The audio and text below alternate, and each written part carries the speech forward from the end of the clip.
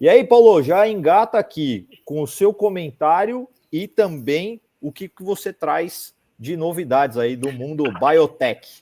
Perfeito. Eu acho que vocês trouxeram, primeiramente, falando sobre a questão da sustentabilidade, da adoção de tecnologias sustentáveis, já não é mais uma possibilidade de escolha adotar essas tecnologias ou não. Existe uma demanda ecológica, uma crise ecológica, que nos obriga a adotar tecnologias que consigam mitigar o nosso impacto no planeta.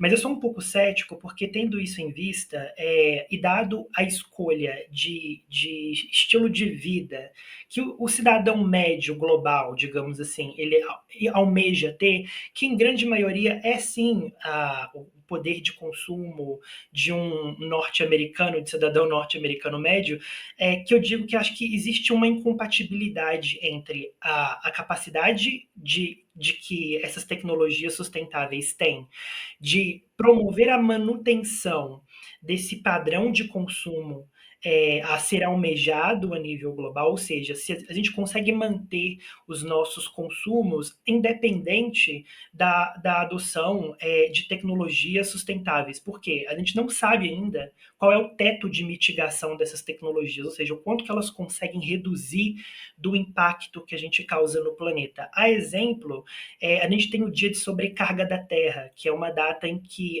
ocorre quando a gente esgotou os recursos que o planeta ele produz em um período de um ano. Ou seja, será que as tecnologias sustentáveis conseguiria fazer com que esses recursos eles fossem regenerados e a gente não precisasse esgotá-los antes do período mínimo para essa capacidade de regeneração? E, obviamente, que pensar a cultura de consumo é uma coisa que a gente também vai ter, mais cedo ou mais tarde, bater.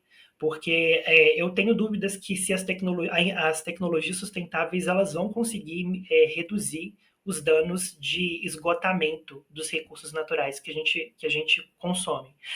Então, deixando esse ponto para reflexão, mudando de assunto agora e saindo de ecologia indo para saúde e biotecnologia, também vamos falar de alga, né? Porque curiosamente a tecnologia, essa biotecnologia, ela utiliza a alga para fazer uma coisa muito interessante, que eu não sei se vocês já ouviram falar de bioenxertos, enxertos de bactéria, mais especificamente no intestino.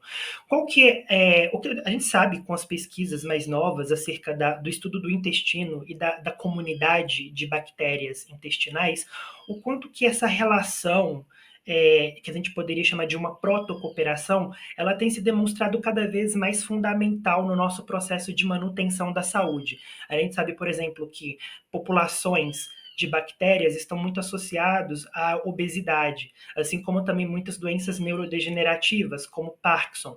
A gente também sabe que o intestino tem uma ligação direta com o cérebro por meio de inervações. Tendo isso em vista, os cientistas vêm estudando muito como a gente pode atingir tratamentos terapêuticos por meio da manipulação dessas bactérias intestinais. Só que um grande desafio de você conseguir manipular essas bactérias é que elas precisam colonizar o nosso intestino. E esse processo de colonização ele é extremamente complexo, porque envolve uma série de substâncias químicas que essas comunidades bacterianas geram para promover um controle dessas populações. Mas olha que interessante o que esses cientistas de Stanford fizeram, mais especificamente cientistas do departamento de medicina da Universidade de Stanford. Eles pegaram uma bactéria e fizeram com que ela colonizasse uma região intestinal por meio do uso de um polissacarídeo, um carboidrato que vem de algas marinhas. Então eles pegaram esses polissacarídeos de algas marinhas, um carboidrato, e fizeram com que essas bactérias induzissem crescimento na presença dessa substância, para que elas pudessem então se estabelecer no intestino. E eles fizeram com que essas mesmas bactérias elas tratassem uma doença que gera cálculos renais. O nome dessa doença especificamente, deixa eu olhar aqui, deixa eu olhar minha colinha, só um momentinho.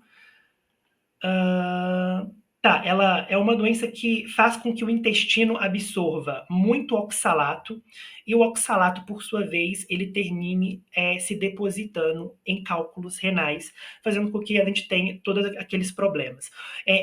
Incidência de cálculo renal anualmente no globo é em torno de 100 milhões de pessoas, sendo que 70% desse valor são pessoas do sexo masculino.